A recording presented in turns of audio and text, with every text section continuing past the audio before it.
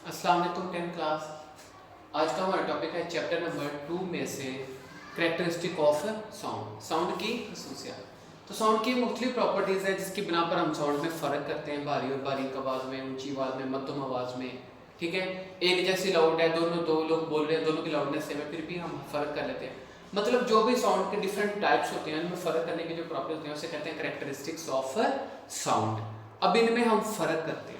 तो सबसे पहले था लाउडनेस ऑफ साउंड। सबसे पहले आता है लाउडनेस ऑफ साउंड। ये तो हम पढ़ चुके हैं लास्ट लेक्चर में कि लाउडनेस क्या होता है। इसमें हम फर्क करते हैं कि इसमें लाउड साउंड में और फेंट साउंड में, मतलब ऊंची आवाज में और मध्यम आवाज में फर्क करने को हम क्या कहते हैं, लाउडनेस ऑफ साउंड। ठीक है, तो ये हम कल अच्छी तरह डिटेल से पढ़ चुके थे कि ये किस किस चीज पे डिपेंड करता है और इसके फैक्टर क्या क्या है। कि ये एम्पलीट्यूड पे डिपेंड करता है, एरिया पर डिपेंड करता है और डिस्टेंस फ्रॉम वाइब्रेटिंग बॉडी पर डिपेंड करता है। ये तो हम कल पढ़ चुके थे। तो आज जो हमने टॉपिक पढ़ा वो है पिच ऑफ साउंड। वो क्या है? Pitch of sound. अब पिच क्या होता है? पिच वो प्रॉपर्टी ऑफ साउंड है जिसमें हम फर्क करते हैं, डिस्टिंग्विश करते हैं किसके अंदर, श्रिल साउंड के अंदर और ग्रेव साउंड के अंदर। तो साउंड की ऐसी प्रॉपर्टी जिसमें हम फर्क करते हैं श्रिल एंड ग्रेव साउंड में, उसे हम कहते हैं पिच ऑफ साउंड। अब श्रिल क्या होता है? श्रिल कहते हैं बारीक आवाज को। श्रिल किसे कहते हैं? बारीक आवाज को। और ग्रेव किसे कहते हैं? भारी आवाज को। तो बारीक आवाज और भारी आवाज में जो फर्क करने की प्रॉपर्टी होती है साउंड की, उसे हम क्या कहते हैं? पिच कहते हैं। और पिच किस पे डिपेंड करती है बाबा जी? फ्रीक्वेंसी के ऊपर। पिच किस पे डिपेंड करती है? फ्रीक्वेंसी के ऊपर। अगर किसी भी ऑब्जेक्ट की फ्रीक्वेंसी से, अगर कोई भी ऑब्जेक्ट है वो साउंड क्रिएट कर रहा है, अगर उसकी फ्रीक्वेंसी ज्यादा है तो समझो उसकी पिच ज्यादा है। अगर उसकी फ्रीक्वेंसी कम है तो समझ लो उसकी पिच भी कम है। जैसे कि देखो, ये एक साउंड है जिसकी फ्रीक्वेंसी ज्यादा है, तो काका जी इस साउंड की फ्रीक्वेंसी ज्यादा तो पिच भी ज्यादा है। Greater the frequency higher the pitch. अब ये साउंड है, इसकी फ्रीक्वेंसी देखो कम है, तो smaller the frequency lower the pitch. तो फ्रीक्वेंसी कम तो पिच कम, फ्रीक्वेंसी ज्यादा तो पिच भी ज्यादा। इसी तरह का देखो, गर्ल्स की आवाज बहुत ऊंची होती है, मतलब काफी दूर तक भी चली जाती है। क्यों? क्योंकि उनकी साउंड की फ्रीक्वेंसी बहुत ज्यादा होती है, और फ्रीक्वेंसी ज्यादा तो पिच ज्यादा। मतलब गर्ल्स की पिच बहुत ज्यादा होती है एज कंपेयर टू बॉयज, क्योंकि गर्ल्स की फ्रीक्वेंसी ज्यादा होती है, फ्रीक्वेंसी ज्यादा तो पिच ज्यादा। बॉयज की फ्रीक्वेंसी का जो साउंड की फ्रीक्वेंसी कम होती है, तो फ्रीक्वेंसी कम तो पिच भी कम। इसका मतलब है बॉयज की pitch as compare to girls कम होती है, और गर्ल्स की पिच क्या होती है? ज्यादा होती है as compare to boys, due to frequency. Girls की फ्रीक्वेंसी ज्यादा। ठीक है, और एक और चीज, फ्रीक्वेंसी ज्यादा तो पिच ज्यादा, और जब पिच ज्यादा होती है तो कहते हैं जी आवाज ग्रेव होती है। आवाज क्या होती है? ग्रेव, मतलब भारी होती है। फ्रीक्वेंसी ज्यादा होगी तो पिच भी ज्यादा होगी, पिच ज्यादा तो आवाज बारीक हो जाएगी। क्या हो जाएगी? फ्रीक्वेंसी तो देखो वेव क्लैश होती है, तो पिच क्या हो जाती है? तो आवाज बारीक हो जाती है। तो फ्रीक्वेंसी कम तो पिच कम, पिच कम तो आवाज भारी, फ्रीक्वेंसी ज्यादा तो पिच ज्यादा, पिच ज्यादा तो आवाज शरीर मतलब बारीक। इसीलिए बॉयज की निस्बत गर्ल्स की आवाज बारीक होती है और बॉयज की आवाज भारी होती है। तो इस फर्क को हम क्या कहते हैं? Pitch of sound. ठीक है, अब आगे जो नेक्स्ट प्रॉपर्टी हम पढ़ने वाली है वो आता है क्वालिटी ऑफ साउंड। क्या आता है? क्वालिटी ऑफ साउंड, साउंड की क्वालिटी के बारे में। अब क्वालिटी क्या होता है? ऐसी आवाजों में फर्क करना, डिस्टिंग्विश करना, मतलब टू साउंड है इसके अंदर, ऐसी दो आवाजों में फर्क करना जिनकी सेम लाउड है एंड पिच भी सेम है। ऐसी दो आवाजों में फर्क करना जिसकी लाउडनेस भी सेम है और पिच भी सेम है, फिर भी हम उनमें फर्क कर लेते हैं, सेंस कर लेते हैं कि ये किसकी आवाज है, ये किसकी आवाज है। तो ऐसी प्रॉपर्टी को हम क्या कहते हैं? क्वालिटी ऑफ साउंड, साउंड की क्वालिटी, खसूसियात। ठीक है, क्वालिटी की। अब देखो, जैसे ट्यूनिंग फोर्क से मैं साउंड पैदा कर रहा हूं, ठीक है, अब एक साउंड है फ्लूट पैदा कर रहा है। अब देखो, जो ट्यूनिंग फोर्क से साउंड पैदा कर रहे हैं हम, वो ये है उसकी वेव साउंड की।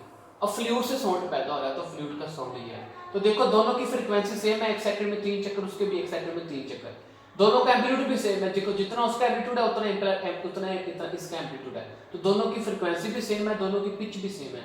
देखो, एम्पलीट्यूड सेम है दोनों का, तो लाउडनेस भी सेम है। फ्रीक्वेंसी भी सेम है तो मतलब पिच भी सेम है। तो फिर भी हमें पता चल जाएगा कि ये ट्यूनिंग फोर्क का साउंड है और ये फ्लूट का साउंड है। ठीक है, जैसे कमरे में बैठे दो लोग हैं, एक लड़का और एक लड़की है। अब दोनों सेम फ्रीक्वेंसी से, फॉर एग्जांपल बात, फॉर एग्जांपल दो लड़के दोनों सेम फ्रीक्वेंसी से बात करें, दोनों की लाउड पिच सेम है, दोनों की लाउडनेस सेम है, मैं बाहर बैठा फिर भी जज करूंगा कि ये आवाज किसी और लड़के की है, ये आवाज किसी और लड़के की है। दोनों में मैं जज कर लूँगा, फ़र्क कर लूँगा। तो इस फ़र्क को क्या कहते हैं, क्वालिटी ऑफ साउंड। ठीक है, जैसे एक म्यूजिकल साउंड है, दोनों में फ़र्क आता है, वेव फॉर्म का फ़र्क होता है। किसका फ़र्क होता है, वेव फॉर्म का फ़र्क हमें बता देता है कि साउंड का फ़र्क है। हालांकि लाउडनेस और पिच सेम होती है। जैसे ये देखो, अब ये कोई म्यूजिक लगाया हुआ मैंने, ये उसका साउंड जा रहा है। ठीक है, ये म्यूजिक का साउंड जा रहा है। ठीक है, और एक है गधा बोल रहा है गली के अंदर। ठीक है, तो गधा आपको पता है हाँ हाँ कर बोलता है, तो उसकी वेव ऑटोमेटिकली ऐसे ऐसे चेंज हो जाएगी। जिस तरह वो गधा बोलता है हाँकता है, तो जब वो हाँकेगा तो इस तरह वेव थोड़ी सी कम हो जाएगी। तो देखो दोनों की फ्रीक्वेंसी सेम है, लाउडनेस भी सेम है, लेकिन क्या सेम नहीं है, वेव फॉर्म सेम नहीं है। लेकिन देखो लाउडनेस भी सेम है, पिच भी सेम है, तो फिर भी हम दोनों में क्या कर लेते हैं, फ़र्क कर लेते हैं कि म्यूजिक का साउंड है और ये गधे की आवाज़ है। इस तरह के दोनों में हम फ़र्क करने की प्रॉपर्टी है, सेम लाउड और सेम पिच के साउंड में, उसे हम कहते हैं क्वालिटी। क्या कहते हैं, क्वालिटी। आगे आता है इंटेंसिटी। इंटेंसिटी क्या होता है, साउंड एनर्जी का फ्लो करना, फ्लोइंग करना, साउंड एनर्जी का मूव करना, साउंड एनर्जी का गुजरना, पासिंग करना। कहाँ से, पर सेकंड, एक सेकंड से। गुजरना कहाँ से है, थ्रू अ यूनिट एरिया, एक यूनिट एरिया में से। जैसे ये रेड कलर की साउंड एनर्जी आ रही है, साउंड वेव आ रही है। ठीक है, अब देखो रास्ते में मैंने एक मीडियम रखा हुआ है, जो वेव के रास्ते में क्या पड़ा हुआ है, परपेंडिकुलर। देखो वेव इधर आ गई है, मेरे रास्ते में ऐसे पड़ा है, तो जो वेव है वो मीडियम रास्ते में परपेंडिकुलर पड़ा हुआ है, तो कहता है head perpendicular direction of sound wave. तो साउंड वेव के रास्ते में एक मीडियम रख दो जो परपेंडिकुलर, क्या रख दो, परपेंडिकुलर रास्ते में एक मीडियम रख दो। अब उसमें से गुजरने वाली साउंड एनर्जी पर सेकंड इंटेंसिटी कहलाती है। इस यूनिट एरिया में से एक सेकंड में जितनी साउंड वेव गुजरेगी वो क्या होगी, इंटेंसिटी होगी। अगर इस यूनिट एरिया में से एक सेकंड में ज्यादा वेव गुजरेगी तो इंटेंसिटी क्या होगी, ज्यादा।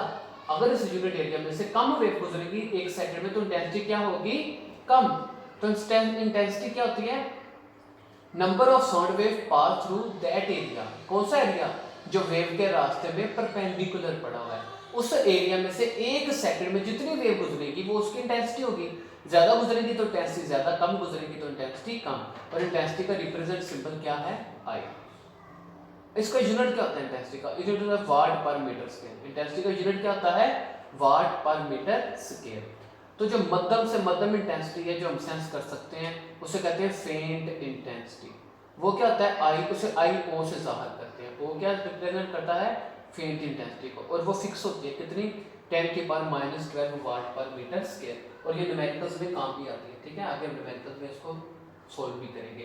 तो ये फिक्स होती है, एमसीक्यूज भी आ जाता है।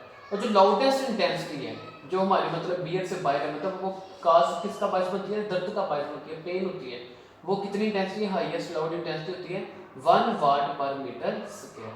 तो ये रही फेंट इंटेंसिटी और ये रही मैक्सिमम लाउड इंटेंसिटी। तो दोनों याद रखिएगा, एमसीक्यूज वगैरह में भी इस्तेमाल होने और आगे लॉग लेक्चर में भी इस्तेमाल होंगे। ठीक है, तो ये था हमारे आज का टॉपिक कैरेक्टरिस्टिक ऑफ साउंड के बारे में। आगे नेक्स्ट लॉन्ग है साउंड इंटेंसिटी लेवल, वो इंशाल्लाह ताला हम कल पढ़ेंगे। इसमें कोई प्रॉब्लम हो तो एक दफ़ा पीछे करके देख लीजिएगा, फिर भी समझ आए तो पूछ लीजिएगा। तब तक के लिए अल्लाह हाफ़िज़।